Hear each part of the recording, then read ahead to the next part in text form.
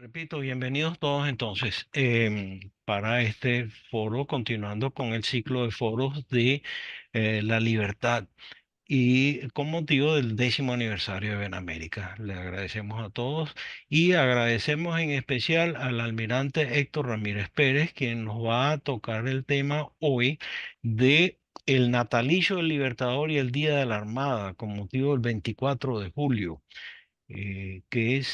las dos fechas coinciden. Entonces, dicho eso y agradeciendo, entonces les presento al almirante. El almirante Héctor Ramírez Pérez, graduado en el año 1974, especialidad en electrónica y armamento, ocupó todos los cargos operativos en diversos buques de la Armada durante 18 años hasta ocupar cargo de comandante de buques de línea.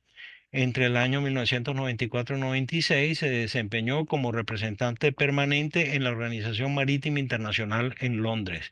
El año 1996 asciende al grado de contraalmirante y ocupa el cargo de director de la Escuela Básica de las Fuerzas Armadas por 3 años. En el año 1999 es comandante de guardacostas y dirige las operaciones de rescate naval durante el deslave de Vargas. En el año 2000 asciende al grado de vicealmirante y ocupa el cargo de jefe del Estado Mayor Naval. En el año 2002, 11 de abril, efectúa manifestación en contra de las acciones del presidente Hugo Chávez en compañía de 11 generales y almirantes. Designado ministro de la Defensa en el gabinete temporal de Pedro Carmona está en el 12 de abril del 2002.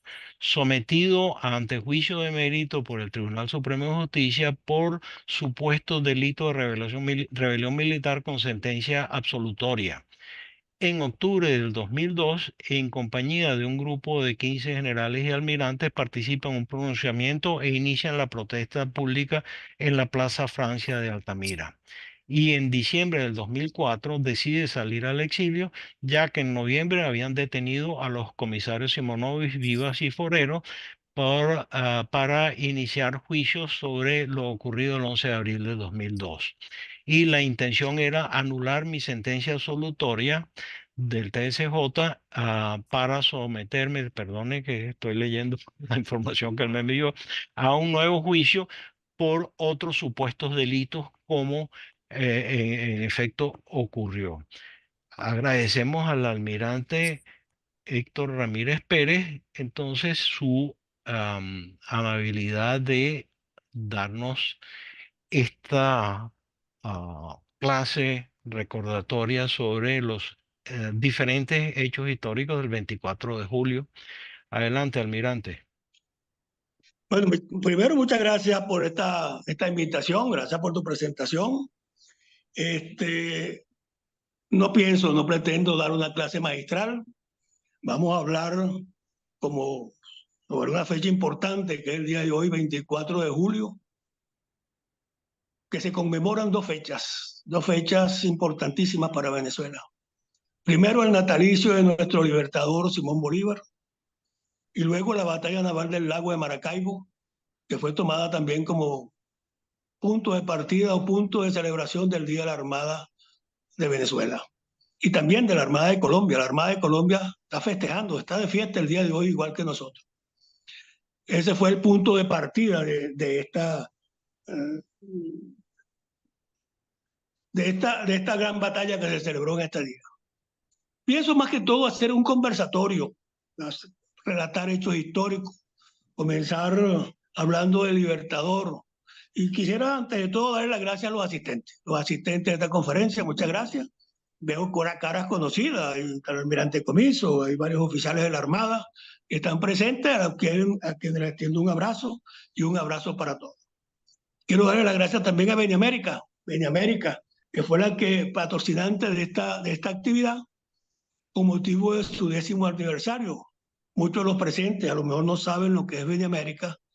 Yo voy a darle un pequeño reflejo de lo que es Benemérica, que hoy está cumpliendo 10 años. Está integrada por unos hombres y mujeres de altísima calidad, casi todos, o la gran mayoría, expetroleros y profesores universitarios, decanos de universidades, con grandes virtudes que durante 10 años vienen trabajando y pensando sobre el futuro del país. ese futuro que todos añoramos y que esperamos muy pronto verlo. Y estoy seguro que América ahí pondrá pues su grano de arena en esa recuperación de ese nuevo país que todos soñamos. Para comenzar, quisiera hablar del Libertador. Hablar del Libertador Simón Bolívar son palabras muy grandes. Son muchas, muchas páginas escritas, muchos libros escritos, mucha historia escrita. Quiero decirle que nació un 24 de julio de 1873 y murió un 17 de diciembre del año 1000, en diciembre de 1830. Apenas tenía 47 años de edad, muy joven. Entonces, ese es el hombre que queremos hablar. Para hablar del Libertador tendríamos que hablar de dos personas, una misma persona, pero dos facetas completamente diferentes. Hablemos del militar y también del estratega, del político, de la persona que puso su mente para un ideal como es la liberación, la libertad de toda América y la unión de América. Ese era su gran ideal. Si comenzamos a hablar del Bolívar, el militar, su carrera militar activa, digamos así, de gran combate apenas fue de 15 años. Digamos que sus combates comenzaron entre 1811 o 1813, en verdad, hasta 1830 o 1824, que fue la última batalla.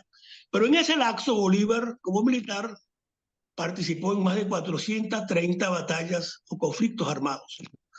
Hay que verle la cara a lo que significa eso.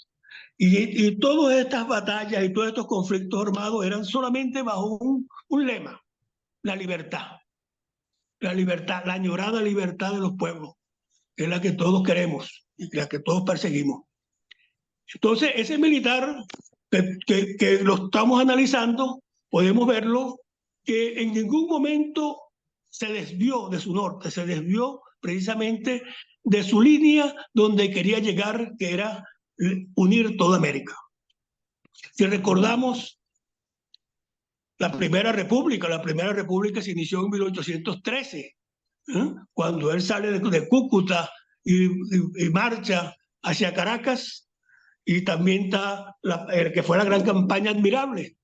Ahí fue sus primeras batallas donde él ve el sueño del libertario y lo ve llegar. Pero como todo militar, en todas esas batallas también hubo derrotas. Pero Bolívar supo sobreponerse a todas esas derrotas. Esas derrotas no eran como otros que los derrotan y se van al exilio y luego desaparecen del mapa político. Bolívar se iba, agrupaba sus fuerzas, seguía con su ideal, volvía a unir y volvía otra vez a la campaña. Y así lo vemos a ese Bolívar que se reúne en el Congreso de Angostura. 1819, después de haber caído la Primera República y la Segunda República. Pero ahí comienza el Bolívar libertario. Cuando se reúne el Congreso de Angostura, en 1819, ahí es donde él plasma su sueño y habla de Colombia. Porque ese Colombia, que ahorita le decimos Gran Colombia, por era la Colombia de Bolívar. La Colombia de Bolívar que él soñaba y que imaginaba una Colombia con una capital, aparte inclusive de Bogotá, que después no sabía dónde la iba a poner, pero ese era su sueño. Y ahí parte a su campaña, su gran campaña. Y sale por los llanos, y se va por los llanos, ahí se une con Páez. Luego se une con Santander. Y en el mismo 1819 cruza los Andes. Una obra maestra de la estrategia militar, cruzar por ese paso, habiendo unos pasos más fáciles por el llano, pero que él sabía que la única forma de ganar era a través de la sorpresa. Y hace el paso de los Andes, una campaña que sinceramente todos los analistas militares las tenemos que estudiar para ver cómo ocurrió esa travesía y llegar luego a la parte de Colombia, de la actual Colombia, que en aquel tiempo se llamaba Cundinamarca. Bogotá y Cundinamarca, era lo que existía en ese tiempo. Y entonces su batalla en el pantano de Vargas, ahí lucha, triunfa, sigue con la batalla de Bogotá, entra después a, a Bogotá triunfante y de ahí se establece entonces en Bogotá para desarrollar su estrategia, desarrollar su pensamiento, desarrollar su anhelo, desarrollar lo que siempre ha soñado para América, que era la libertad y la unión. Bolívar ahí convoca luego en 1821 el Congreso de, de Cúcuta. Ahí nace la primera constitución. Bolívar era un estratega y nunca dejó de cumplir con las normas. Él decía que primero habría que hacer las normas, las leyes de un país para que ese país pudiera tener fortaleza y cumplir con las normas de ese país para que fuera próspero, como él lo soñaba. Y ahí sale la primera constitución de 1821 y sale por primera vez Colombia. Colombia, de la cual fue nombrado presidente y su vicepresidente era el general Santander. Esos dos hombres se unieron y comenzaron durante un largo periodo a planificar luego las conquistas. Y sale después, Santander se va a pelear con la parte de la costa y Bolívar con su sueño, persiguiendo su sueño, se va hacia el sur, pensando en Quito, eh, Perú. Entonces, ese es el Bolívar. Estamos hablando que entre esas batallas, las más importantes de esas batallas desde 1813, está la campaña Admirable, que todos conocemos la campaña Admirable, que esa fue la que salió de allá de Cúcuta hacia Caracas, y ahí fue también se le dio por primera vez el nombre de Libertador. Luego ahí estaba la batalla de Araure, la batalla de la Puerta, la batalla y así siguió hasta que cayó la Segunda República y tuvo que replegarse y volver nuevamente. La batalla, después hubo la batalla de Carabobo y en muchas, la batalla de Bomboná, Pichincha, y Junín y Ayacucho fueron sus grandes batallas. Ese es el Bolívar militar, un Bolívar que no tuvo un gran desprendimiento de sus bienes para unirse a esa lucha y un Bolívar que siempre lo admiramos y por eso es el libertador. Pero también tenemos que ver el Bolívar político, el Bolívar estadista, el Bolívar constitucionalista, el Bolívar estratega, ese Bolívar que siempre estaba pensando no solamente en cómo ganar la batalla, cómo conquistar, cómo vencer al enemigo, sino que estaba pensando también en cómo restablecer el orden, cómo poder normatizar el orden bajo una constitución, bajo unos lineamientos y cómo crear un mecanismo ideal para que esa batalla, ese triunfo se convirtiera después en un Estado libre. Ese Bolívar bueno, escribió muchas constituciones, entre esas la constitución de Bolivia, pero hay demasiados escritos, estamos hablando de las proclamas, todas sus proclamas, todos sus discursos, todos sus cartas, todas ese escrito, ese tesoro escrito que atesoramos nosotros actualmente, nos da unas grandes enseñanzas y lo hemos analizado en mucho tiempo para ver a ese gran hombre. Hoy estamos celebrando su natalicio, un año más, 400, un año más de su natalicio, pero también un día como hoy ocurrió la batalla de Carabobo. Estamos hablando del año 1823, año 1823. La batalla de Maracaibo. Bolívar, presidente de Colombia, vicepresidente. Recordemos que Bolívar era presidente de Colombia en el año 1821 y para el año 1823 era presidente de Colombia. Estaba pensando, soñando sobre la conquista del sur y ordena a su vicepresidente, que era el general Santander, para que se encargue precisamente del problema que estaba ocurriendo en la costa. Recordemos a lo siguiente, para esa época, ponernos en contexto de esa época, La costa era un gran problema. Cartagena se liberaba, pero después caía. Caía y se liberaba, ¿por qué? Porque siempre venían desde Cuba, venían los grandes barcos y siempre tomaban los grandes puertos. Tenían una superioridad numérica y con facilidad volvían a retomar, ¿eh? Esas fortalezas que estaban en los puertos. Y entonces estaba Cartagena, estaba Riohacha. Riohacha tuvo varias guerras, varias libertades. Y Riohacha fue inclusive incendiada, fue acabada precisamente en esos conflictos. Luego estaba Maracaibo, luego pasamos a Coro, Puerto Cabello. Esa era la franja que quedaba precisamente para donde los realistas constantemente retornaban de Cuba, donde tenían su gran centro de suministro, y de ahí venían y reforzaban estas guarniciones. Para ese año 1823 estaban, sí, como decía por lo menos muy bien Arturo Ural Pietre, dijo una vez que si no se hubiese dado la batalla naval del Lago, que si no hubiésemos triunfado en la batalla naval del Lago, que si hubiésemos perdido nosotros esa batalla, automáticamente los realistas tenían el camino servido para meter todos los pertrechos por el sur del lago de Maracaibo, subir hacia Cúcuta y llegar hasta Bogotá, y se podía haber perdido todo el esfuerzo del Libertador. Por eso era importante esa batalla. Pero esta batalla se la dan precisamente al general Santander, quien designa a un hombre formidable. Designa a un hombre para que vaya a encargarse de esa batalla. Santander nombra tres frentes, tres frentes terrestres y uno marítimo. Esos frentes terrestres estaban bajo el mando precisamente del general Rafael Urdaneta, que era el que iba a dirigir toda esa parte terrestre para tomar Maracaibo. Pero la parte marina se la dio precisamente al almirante Padilla. ¿Quién era el almirante Padilla? ¿Quién era ese hombre a quien se le dio esa responsabilidad? El almirante Padilla era un pardo, o sea, hijo de una india guayú y de un negro esclavo.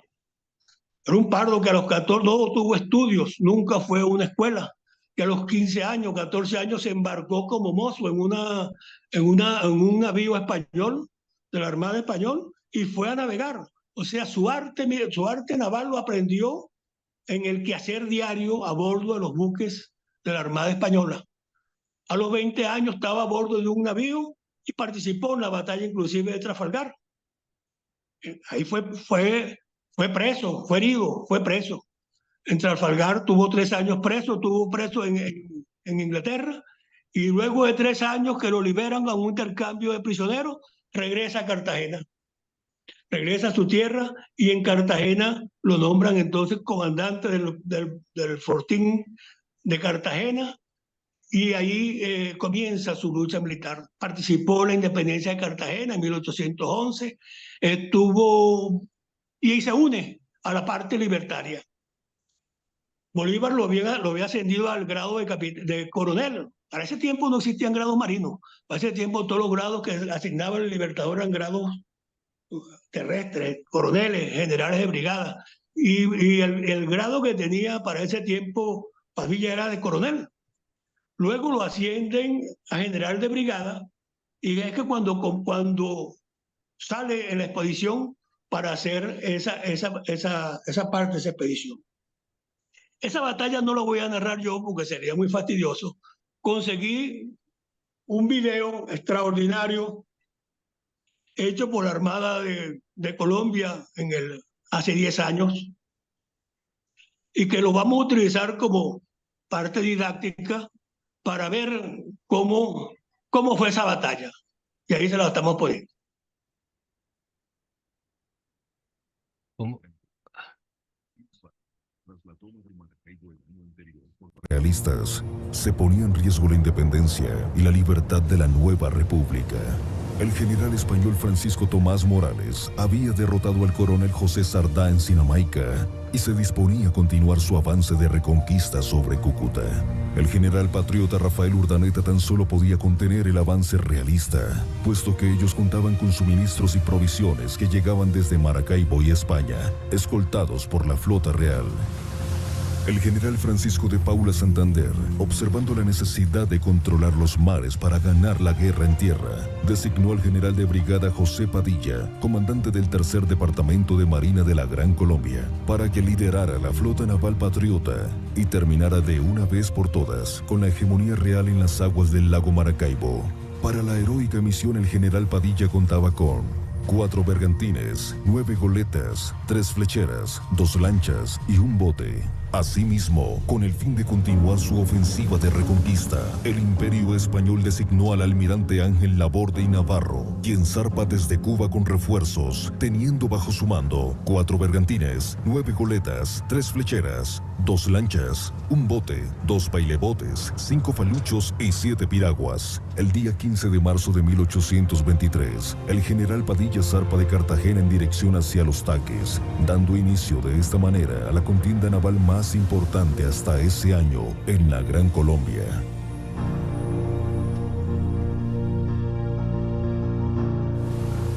La flota naval patriota arriba a Los Taques el día 4 de abril, con el fin de cruzar la barra de Maracaibo, de tal manera que lograra tener acceso directo al corazón del enemigo, el cual era la ciudad de Maracaibo, fuente de abastecimiento de los realistas. El día 8 de mayo, el general Padilla ordena el avance sin detención sobre la barra. Mientras tanto, el ejército español apostado en el Castillo San Carlos se prepara para evitar el cruce de los patriotas. Minutos más tarde, al divisar en el horizonte, los españoles observan que la flota patriota se acerca y desde el castillo se da la orden de fuego a discreción con la artillería. ¡Fuego a discreción!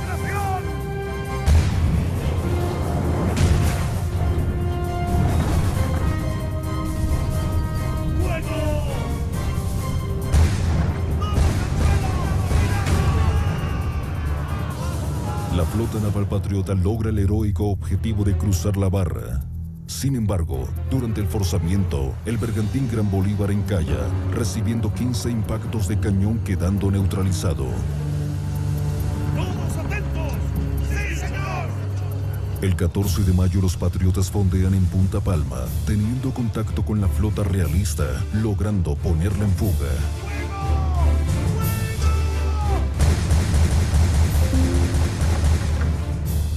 Luego de 3 encuentros parciales con la escuadra española, la flota colombiana se apostó en Moporo con el fin de reabastecerse.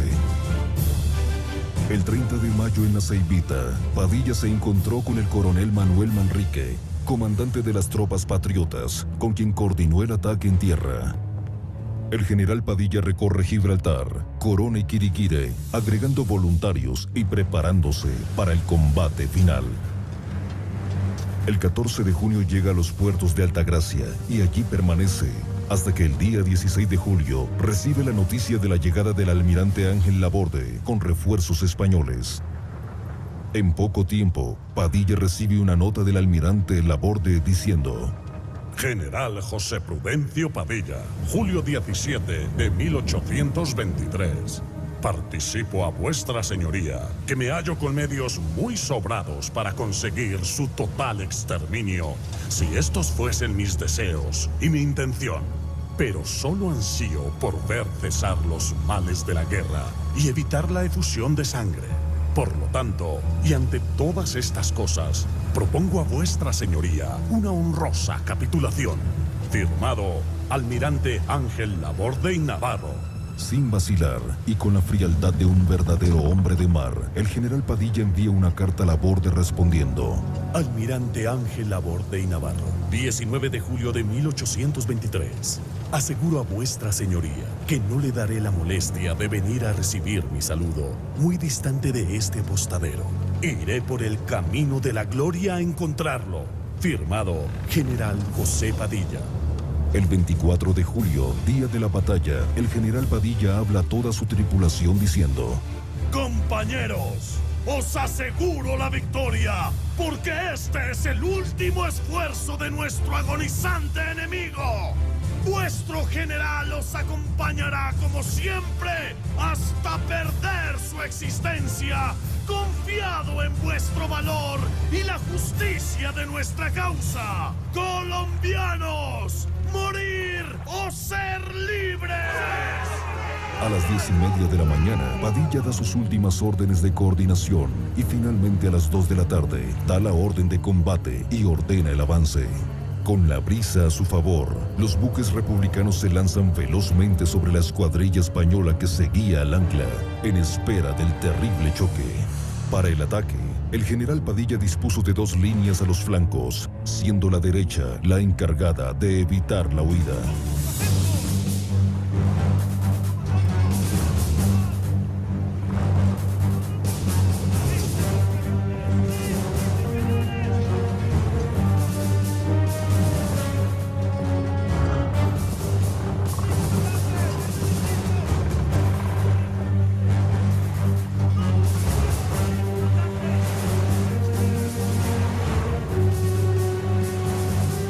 ¡Todos atentos!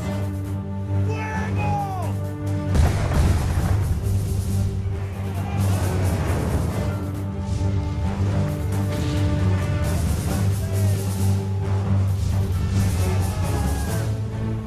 ¡Desplieguen velas! ¡Velas desplegadas, señor! ¡Batería a estribor! ¡Como ordene, comandante! ¡Alisten los cañones! ¡Sí! ¡Alisten cañones! ¡Cañones listos, señor! ¡Fuego! ¡Disparen!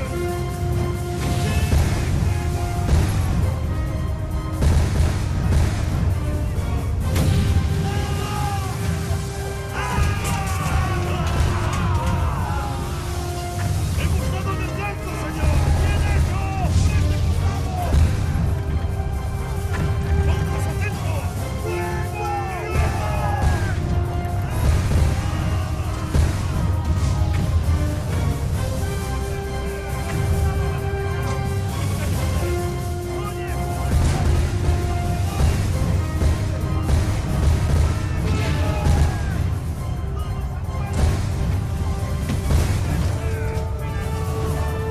¡Abandonen el barco! ¡Sí! Hay enormes explosiones, humo denso, pero en poco tiempo se vislumbra el curso de la batalla. La tripulación del bergantín San Carlos, el mayor de los buques españoles, se lanza al agua en busca de la costa. Como consecuencia del ataque patriota, la mayoría de unidades enemigas fueron destruidas, otras capturadas, y solo 2 goletas logran escapar. El jefe de escuadra Ángel Laborde abandona apresuradamente la batalla y se dirige al castillo de San Carlos, donde se embarca de regreso a Cuba. La batalla de Maracaibo selló definitivamente nuestra independencia, y así el libertador Simón Bolívar pudo emprender posteriormente las campañas del sur.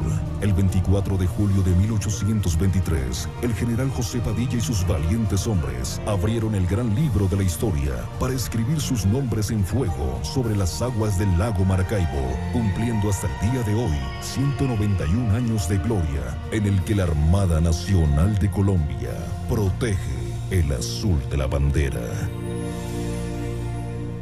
Al ver este video, primero quiero agradecer a la Armada Colombiana por este excelente trabajo. Y sería interesante analizar ahora un poco el video. Así fue la batalla. Una batalla donde en aquella época los barcos tenían que estar casi a la par, casi tocándose para poder entrar en batalla. Y así era la batalla. Pero a veces contar la batalla en 10 minutos es fácil, pero esa batalla o esa campaña duró casi 4 meses. Estamos hablando de que el almirante Padilla zarpa de Cartagena el 15 de marzo y la batalla final fue en el 24 de julio. Estamos hablando que la travesía desde Cartagena hasta pasar por la barra de Maracaibo fueron casi 20 días de travesía. Y otra cosa, hay que decir que cuando se llega a la barra de Maracaibo, nosotros los marinos sabemos que la barra de Maracaibo es muy estrecha y se forman bancos de arena por todos lados. Hay que ser un vaquiano, hay que tener un vaquiano. En aquel tiempo se recuerden que solamente no había ningún tipo de medio para poder pasar, no había señalización. Él se pasaba con vaquiano, eran los marineros que eran vaqueanos que se ponían en la proa para ver las profundidades, o con sondas a mano comenzar a ver por dónde estaban pasando. Tenían que hacerlo a muy baja velocidad. Y sin embargo, eso lo hizo el almirante Padilla, que siempre en el video se le dice general porque era general. Entonces, esa es la batalla. Cuando llega después, que pasa por la barra, que ahí se queda el bergantín Bolívar, y llega a Punta Palma. En Punta Palma entabla combate con ciertos buques realistas que estaban ahí, pero no eran los principales. Acuérdense que los otros estaban bajando desde Cuba. Venía el almirante Laborde con su buque desde Cuba para defender Maracaibo. Sin embargo, después entra al sur del lago. Usted se imagina, después que uno entra al sur del lago con una flotilla, la única forma de salir del lago es otra vez por la barra de Maracaibo. Sin embargo, él se consigue con el coronel Manrique, Manuel Manrique. Coronel Manuel Manrique era el comandante militar, digamos, de esa parte el coronel Manuel Manrique le pasa tropas. Y todo ese mes que tuvo la escuadra libertadora de Padilla en el sur del lago, fue buscando refuerzos, preparándose. Pero no solamente eso. Luego llega hasta los puertos de Altagracia, y cuando llega a los puertos de Gracia, que los puertos de Altagracia están muy cerca ya de Maracaibo, es cuando viene el intercambio de cartas y ya él está preparado. Pero no solo está preparado, no se puede zarpar en cualquier momento con esos buques de vela. Él esperó a las 2 de la tarde, que cambiaron los vientos, que ya no se entraba, sino que se salía de la barra, y a las 2 de la tarde él emprende la batalla y consigue a muchos de los barcos españoles o realistas, los consigue fondeados. O sea, estaban fondeados, no tenían propulsión, porque la ventaja la tenía él porque tenía los vientos a favor. Y entonces se establa la batalla. Es importante decir que esta campaña, que se ve corta en el lago de Maracaibo, no solamente llegó ahí, sino que después Padilla tuvo que... Bueno, algo importante de la batalla del lago de Maracaibo. Fue la única batalla donde hubo capitulación. O sea que el capitán general Tomás Morales designó una comisión para que firmara la capitulación. Y hubo una capitulación firmada donde decían que habían perdido y Morales se retiraba. Morales después se fue a Cuba. Pero el almirante Padilla siguió después hacia Puerto Cabello. Quedaba Puerto Cabello todavía. Y eso sería otra historia. Puerto Cabello, por la parte naval, Padilla hace el bloqueo naval, y la parte terrestre que la hace el general Páez, quien es el que toma el castillo de Puerto Cabello. Y ahí con esa toma de Puerto Cabello, que fue en ese mismo año, el 8 de noviembre, bueno, ahí finaliza esa toma de toda la costa venezolana, y Bolívar puede emprender tranquilo su marcha hacia eso. Esa es la gran batalla, y por eso es que Colombia celebra hoy, la Armada colombiana y la Armada venezolana están de fiesta el día de hoy, porque la misma batalla, los mismos héroes, los mismos personajes, los mismos venezolanos y colombianos o neogranadinos que lucharon en esa batalla, son los que nos dan a nosotros el orgullo para ser marinos y estar en este momento. Yo quiero ahora llegar a una forma de conclusión, cerrar este capítulo. Estamos muy cerca de cambiar la historia de Venezuela, y es importante hablar de este cierre. Bolívar en 14 años de batallas y de combates liberó 5 naciones, hizo 400 y tantas guerras libertarias, pero aquí en 25 años nos han destruido. Ahora nos toca un trabajo de recuperar. Debemos recuperar la imagen de Bolívar. La imagen de Bolívar que fue utilizada con formas políticas, porque Bolívar dijo antes de morir: cuando cese el partido, yo bajaré tranquilo al sepulcro. Y sin embargo, comenzamos a usar el nombre de Bolívar para todas las cosas revolucionarias, y eso hay que rescatarlo. Volvemos a rescatar la imagen de Bolívar, el rostro de Bolívar, que fue ultrajado en su tumba, y ahora tenemos que rescatar los rostros que antes teníamos, los que siempre conocimos. Esos son nuestros libertadores. Tenemos que rescatar en nuestras academias militares los centros bolivarianos, que antiguamente eran centros de conspiración, pero ahora tenemos que convertirlos nuevamente en centros de estudio de Bolívar y de su gesta. Tenemos que rescatar al país de todas las cosas que tenemos que hacer y sanear el nombre de Bolívar en todas las cosas, porque con el nombre de Bolívar hicieron hacer una revolución que le llamaron revolución bolivariana, y resulta que con eso lo que hicieron fue deteriorar la imagen del Libertador. Tenemos que rescatar, y eso es un gran trabajo que nos queda, una gran tarea, y estoy seguro que los hombres de Beñamérica, los hombres que nos acompañan hoy en esta conferencia, donde hay un nutrido de personas importantes, vamos a contribuir a cambiar esa imagen, a rescatar esa historia de nuestro libertador, que merece estar en la gloria y no estar en una revolución. Quiero agradecerle a Benemérita por la invitación. Son pocos los minutos, vamos a entrar en un periodo de intercambio, podemos intercambiar. Sé que entre los invitados hay muchos conocedores de la historia y nos pueden dar mejores detalles, y agradecer por haberme invitado a esta conferencia o a esta charla. Gracias. Gracias, almirante Héctor Ramírez López, por esta... Estoy en el tiempo, ¿verdad? ¿Eh? Estoy en el tiempo. Sí, bueno, de 4:45, 4:43, estamos en el tiempo. Gracias, Paciano, por el aplauso electrónico. Por favor, levanten la mano electrónica o en alguna forma háganme señas para darles la palabra a cualquiera que quiera hacer alguna observación o intervención sobre la interesante exposición con sus múltiples facetas, porque es una de las cosas que hay que agradecerle al almirante. Primero nos habló de Bolívar, después nos habló de la batalla, y después nos habló de las conclusiones y nos trajo al día de hoy. Marisol Angarita, levanta la mano. Gracias. Adelante, Marisol, el micrófono. Ok, ¿me escuchan? Sí. Sí. Bueno, lo que quiero es darle las gracias porque he aprendido de historia maravilloso. Me parece que es maravilloso todo lo que dijo General. Se lo agradezco, me puso al día. He aprendido más de historia de Venezuela que lo que me tocaba estudiar cuando era más bella. Ok, así que muchas gracias. Gracias, Marisol. Creo que no hay respuesta, sino muy agradecidos en doble vía. ¿Algún otro comentario? Paciano Padrón, micrófono, Paciano.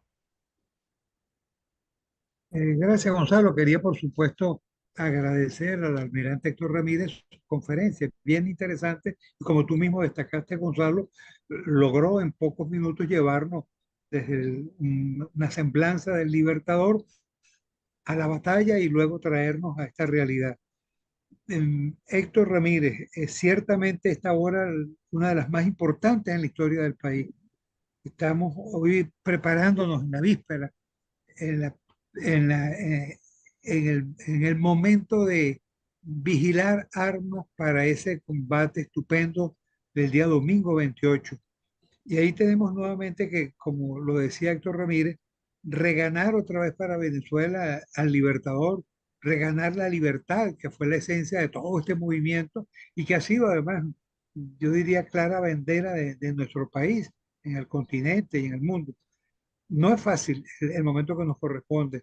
Desde acá, pues algo podemos hacer y en todo caso ese algo debemos hacerlo a plenitud, ya que no tenemos el derecho a ejercer nuestro voto, o nos han eliminado o pretendido eliminar el derecho. En todo caso, nos los han arrebatado en esta oportunidad y tenemos que intentar conquistarlo. Ya sabemos cómo, ya sabemos cómo debemos mover a la gente en Venezuela para que vote por nosotros, y en esa tarea pues está el compromiso de Benamérica, y creo que cada uno de nosotros podría en este instante, en este momento, inspirados además por las palabras de Héctor Ramírez, pues ratificar nuestra voluntad para echar el resto en lo que queda de este miércoles, jueves, viernes, sábado y domingo, y después alentar el proceso de reconocimiento del triunfo.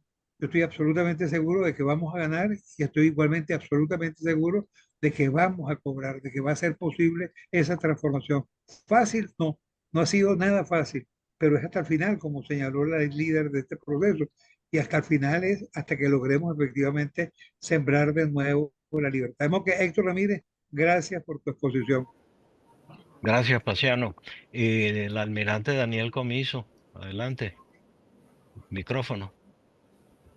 Micrófono listo. Buenas tardes. Primero, gracias por la invitación. Un saludo y felicitaciones al almirante Ramírez. Varias cositas, varias cositas. El aspecto puntual de la batalla, hay un evento que era la clave para el triunfo final de la batalla, que era el forzamiento de la barra, como muy bien lo explicó el almirante y como se vio en el video. Muy pocas personas en aquel momento habían forzado la barra y habían salido triunfantes en el sentido que la atravesaron con la mayor cantidad de barcos posible, porque precisamente todo el sistema de armamento estaba montado para que ninguna flota pudiese atravesar la barra si los españoles no querían. Sin embargo, el almirante Padilla logró atravesar la barra y logró hacer todo ese trámite que hizo dentro del lago de Maracaibo sin que lo molestara. Ese es un aspecto muy importante. Y bueno, luego viene el aspecto de Puerto Cabello. Pero también quería manifestar lo siguiente, porque es difícil no referirnos a nuestra situación. Hemos aprendido mucho en estos 25 años. Y entre las cosas que hemos aprendido, por lo menos yo soy de la promoción vicealmirante José Prudencio Padilla. La promoción número 2 del vicealmirante José Prudencio Padilla. Y yo debo confesar que cuando era cadete, yo siempre me preguntaba, pero bueno, ¿y por qué nosotros tenemos un epónimo de promoción colombiano si somos venezolanos? Y empecé a ver quién era Padilla y por qué Padilla y esto y lo otro. Y en realidad lo único que nos decían era que bueno, nació en Riohacha, que esto, que lo otro. Inclusive fue acusado de traidor y fue fusilado. Fue ejecutado por traidor. Después se reivindicó. Y se reivindicó al punto que la Escuela Naval de Colombia se llama Almirante Padilla. Y la Armada de Colombia, como muy bien lo dijo el almirante, celebra su Día de la Armada hoy, el día de la Batalla Naval del Lago de Maracaibo. Y así vamos aprendiendo muchas cosas, donde uno se da cuenta que muchas veces nuestras posiciones coyunturales nos hacen ver situaciones que a la larga desfavorecen el todo, desfavorecen el todo. Con relación a nuestra situación ahora, yo espero que podamos nuevamente revisar nuestra concepción estratégica nacional, y este es el punto que quería desarrollar, si me lo permiten, porque precisamente, así como para la guerra de la independencia, esta batalla fue crucial. Nosotros teníamos en nuestro sistema de defensa y planificación de defensa nacional 4 hipótesis de conflicto. Una con Colombia, una con Guyana, otra con Brasil. 3 hipótesis que eran hipótesis tradicionales porque eran los países vecinos y en aquellas épocas siempre se consideraba que el vecino tenía intenciones de quitarnos un pedacito de terreno del que nosotros pensamos que era nuestro y así. Entonces siempre esas hipótesis se mantenían y se mantuvieron muy bien con tratamientos bilaterales donde aparte del episodio del Caldas y algún episodio que hubo con el general López Contreras que nos quitaron un poquito más del Táchira, se manejaban bien esas hipótesis de conflicto. El congelamiento de la hipótesis con Guyana, que ahora se está manejando de una manera desastrosa en el sentido de que afortunadamente la Corte Penal congeló 1 año la decisión, menos mal, porque así nos da tiempo de cambiar esto y que con un nuevo gobierno más decente se retomen las cosas de manera seria. Pero aparte de esas 3 hipótesis de conflicto, había una 4ª hipótesis de conflicto, que era la hipótesis de conflicto interno, que era la penetración castrocomunista en el país. Esa fue la hipótesis que nos quitó a la República. Esa fue la hipótesis que durante 25 años hemos estado peleando con ella. Estuvimos peleando con ella desde el 58, no yo. pero sí muchos venezolanos antes que yo, y no sé si antes de don Paciano Padrón o alguno que nos acompaña, pero sí creo que un poquito antes. Y resulta ser que esa hipótesis, los interesados, los que yo siempre he llamado los traidores a la patria, los antiguos y los contemporáneos y los nuevos, nos la hicieron enfriar, nos la hicieron olvidar, nos la hicieron suavizar. No, ya está, ya, eso no va a seguir así, ya esa gente se dejó, ya esa hipótesis no es, ya ellos no son nuestros enemigos. O sea, ellos es la revolución comunista. Y resulta ser que siempre fueron nuestros enemigos, siempre, siempre, nunca dejaron de ser. Y la hipótesis siempre estuvo vigente. Y cuando se materializó con el triunfo de Chávez, que era la bandera de esa hipótesis de conflicto, bueno, ahí nuestro sistema se descalabró y la concepción estratégica nacional cubana se comió a la concepción estratégica nacional venezolana, se la comió. Tenemos que retomar todo eso y volver a planificarnos. ¿Tenemos cómo? Por supuesto que sí, tenemos cómo. Tenemos que volvernos a planificar, tenemos que volvernos a organizar y aprovecho para decir que mientras la revolución cubana esté viva, la amenaza hacia Venezuela está viva, porque ya lo ha demostrado. No hay forma de decir que no. Por tanto, y además, el hecho de que nosotros logremos nuestra libertad y podamos recuperar nuestro país, no podemos dejar que el pueblo cubano siga sufriendo por la misma gente que durante 25 años, a ellos más de 60, pero a nosotros por 25 años nos hizo lo mismo y un poco peor, yo creo. Y entonces nosotros nos vamos a olvidar del pueblo cubano y lo vamos a dejar allá con sus tiranos, que se sigan entreteniendo con ellos y volvernos a nublar la vista con relación a esa situación. Esa es mi humilde apreciación y bueno, muchas gracias por la invitación y muy contento de haber participado y compartido con ustedes esta velada muy interesante y muy Gracias. marinera. Gracias, almirante Comiso, y muy marinera por el video que nos trajo el almirante Ramírez Pérez. Yo voy a hacer una pregunta para todos, porque hemos aterrizado en la Venezuela de hoy. Y el almirante Comiso nos pone a la Venezuela de hoy dentro de un problema de solidaridad con el pueblo que ha sufrido lo mismo que hemos sufrido nosotros en estos 25 años por la invasión sufrida. Sin embargo, mi pregunta no va en ese terreno, mi pregunta va en el terreno de la Colombia en donde gobernaron Bolívar y Santander.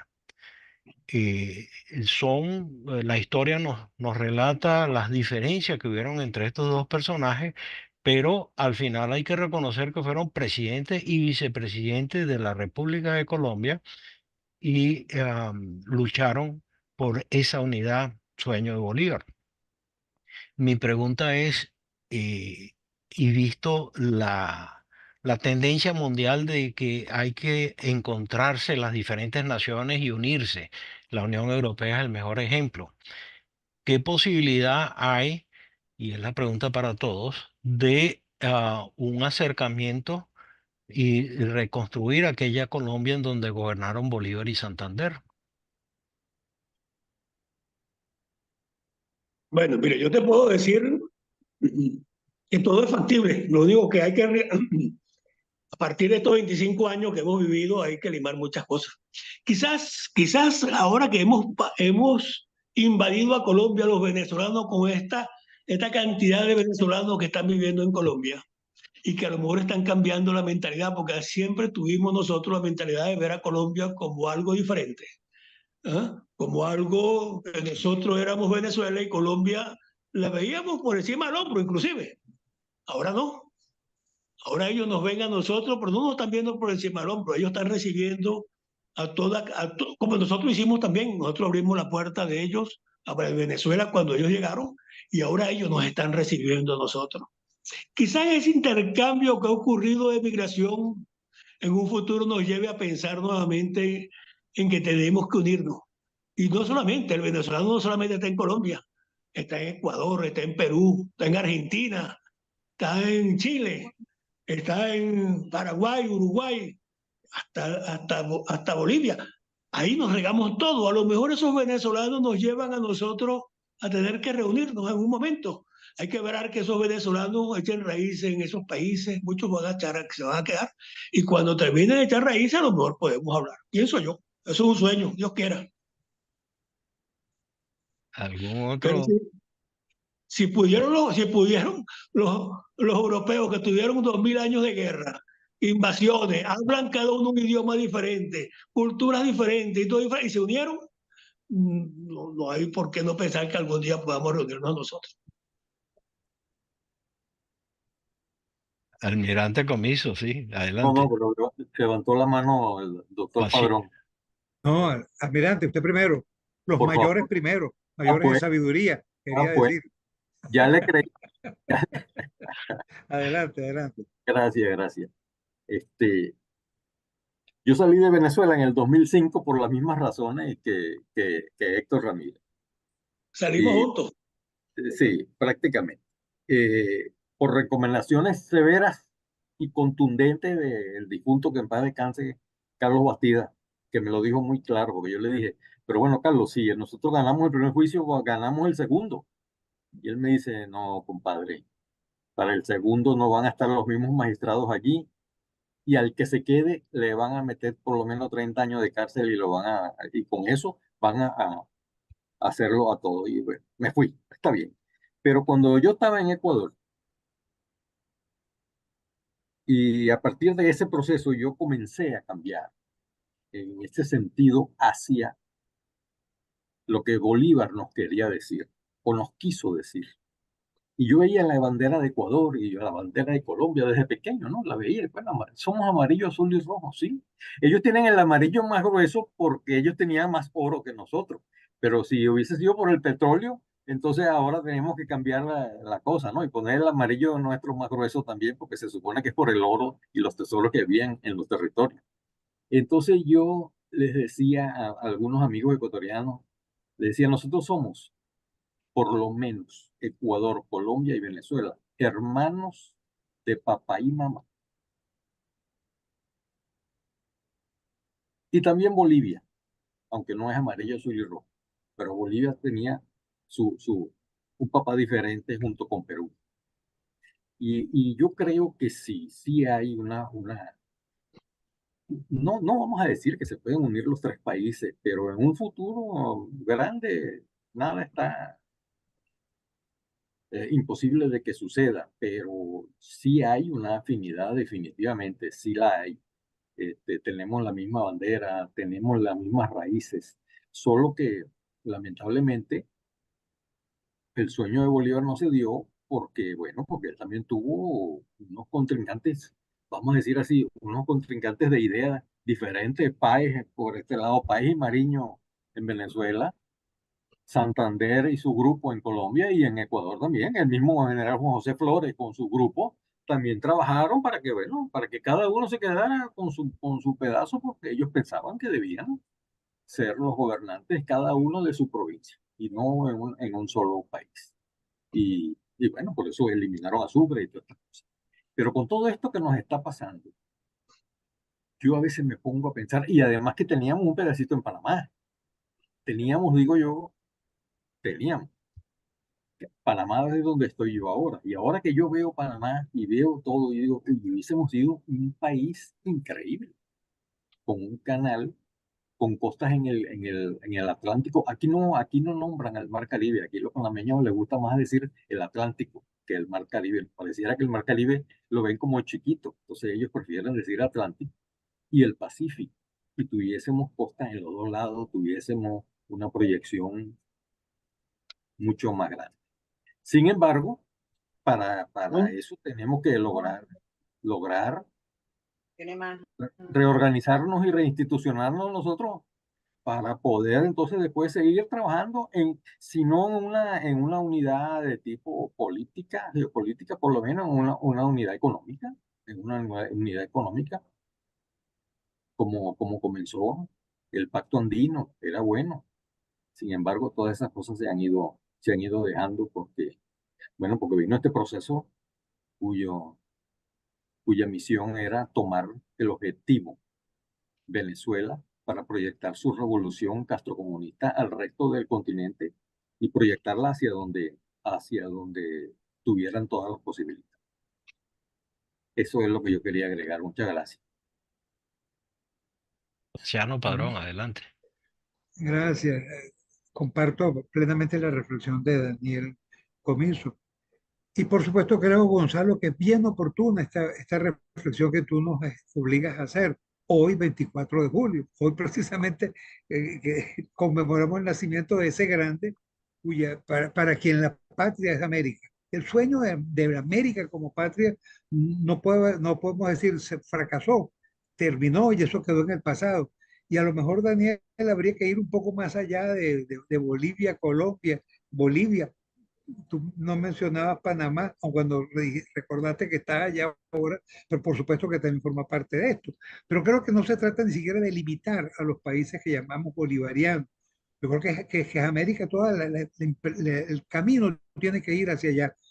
Lo vamos a ver nosotros, no sé si quienes estamos reunidos hoy en este encuentro vamos a tener la suerte de ver esa patria, pero lo que sí que tenemos que hacer es comenzar o seguir sembrando. Yo no digo comenzar, porque sobre esto se ha trabajado bastante, quizás no con la tenacidad, la constancia y la claridad de meta, pero es un sueño que no podemos dejar, porque el sueño de la patria grande de América tenemos que cultivarlo y cada uno de nosotros ir dejando un pedazo en ese camino. Gonzalo, tú que estás con esto de los foros y lo mismo, Nelson Oxford y Eduardo, valdría la pena pensar en un foro sobre ese tema, sobre la patria grande, América como la patria grande, y que trabajáramos y viéramos a ver qué cosas se pueden hacer, ya no solo como una ilusión de si es lograble, si es posible, si vale la pena soñar en eso, sino trabajarlo sobre paso concreto. ¿Qué podríamos nosotros como generación hacer y dejar para que pueda surgir ese camino más adelante? Ojalá podamos verlo, pero en todo caso, ojalá sí podamos ayudar a sembrar la idea de la patria grande. Gracias, Gonzalo, por hacernos reflexionar sobre este tema.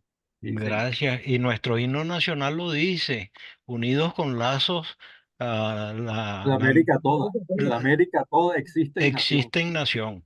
Ese era el ideal bolivariano que viene de Miranda cuando llegó a estas tierras, ¿no? Él venía con esa, y de ahí el nombre de Colombia fue creado por Miranda. ¿Algún otro comentario? Si no hay más comentarios, les agradezco mucho en nombre de Benamérica y en nombre de el almirante Héctor Ramírez Pérez por su ayuda. O sea, agradecido a él y agradecido a todos por esto. Interesante el video que nos trajo. Yo creo que fue muy ilustrativo de eso, de lo que dijo el almirante Comiso, de por qué uno ve la historia y resulta que era un almirante colombiano el que ganó la batalla del lago de Maracaibo. Resulta que era en la Colombia que estamos hablando. Gracias a todos y será hasta la próxima reunión. Gracias, Paciano, por la idea. La vamos a anotar y la llevamos a junta directiva.